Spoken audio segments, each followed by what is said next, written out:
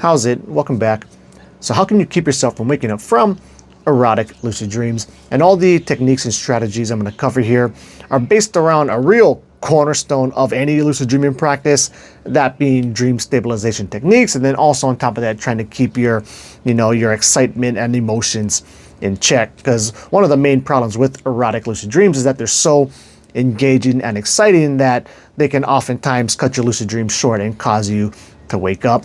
And so really what it all breaks down to is utilizing whatever dream stabilization techniques that you're comfortable with, as you're going through the experience. And I think one of the big hurdles here is remembering to do it as you're going through the experience, right? Because before you're trying to get any sort of thing done within a lucid dream that's, vaguely difficult-ish for you to do, like say if you're having a hard time flying, you want to practice on your flying skills within a lucid dream, it's a good habit to get into doing some sort of dream stabilization technique first before going ahead and trying to fly. And so the same thing applies here when trying to have these sexual types of encounters, right? Maybe before approaching this special someone or this specific dream character, do a quick dream stabilization technique.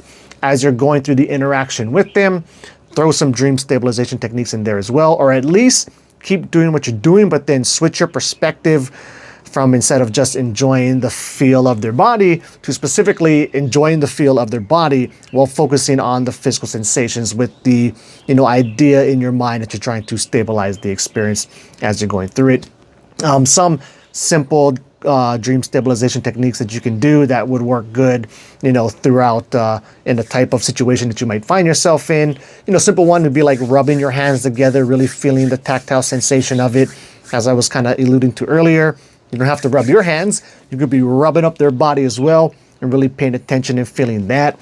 If smell happens to be something that comes through clear for you in your dreams, which is something that's quite rare in mine, but engaging as much of your senses into the experience as you can. So enjoy the smell of their hair, right? Taste.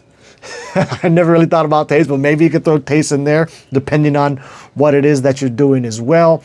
But really for me, I like to focus on the physical sensations and then what you're seeing in your eyesight. So I have several videos I've made that I just refer to as like my active staring technique. It's essentially a way to look at something, but you're looking at it actively and trying to continually bring it into sharper focus. I find that works really well for me to stabilize my dream. So if I'm in the middle of this situation and this experience, I'm going to be focusing on the feel of the body. Whatever is most pleasing to my eyes, can really focus in on that and focus and do my active staring thing to really try and bring it into sharper and progressively clearer and clearer focus. And then the other thing is you really want to try and build in set moments within this experience where you're going to focus on that specifically.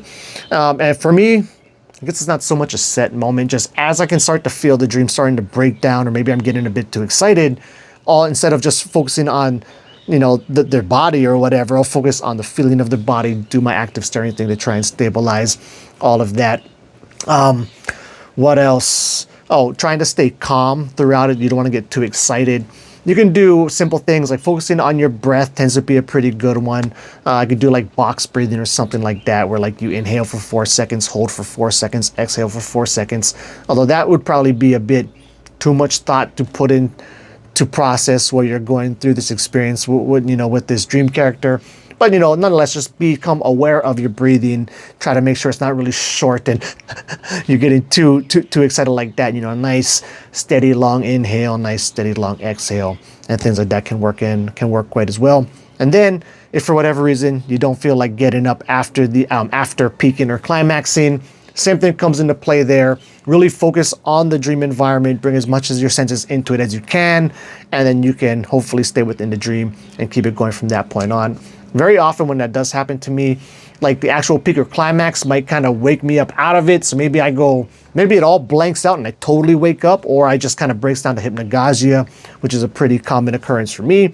And then even if you wake up all the way, but better yet, at least if you're still in hypnagogia, just don't move. Stay exactly still, stay in the same position that you're in, don't open your eyes, and then look out for the hypnagogic imagery, hopefully if it is still there. If not, lie down, relax, wait for it to pop back up again, and then you can just do a basic wild approach, bring that liminal dream into more focus, and then you can try to enter into that and have an actual full-on wild through it, and keep the dream going that way.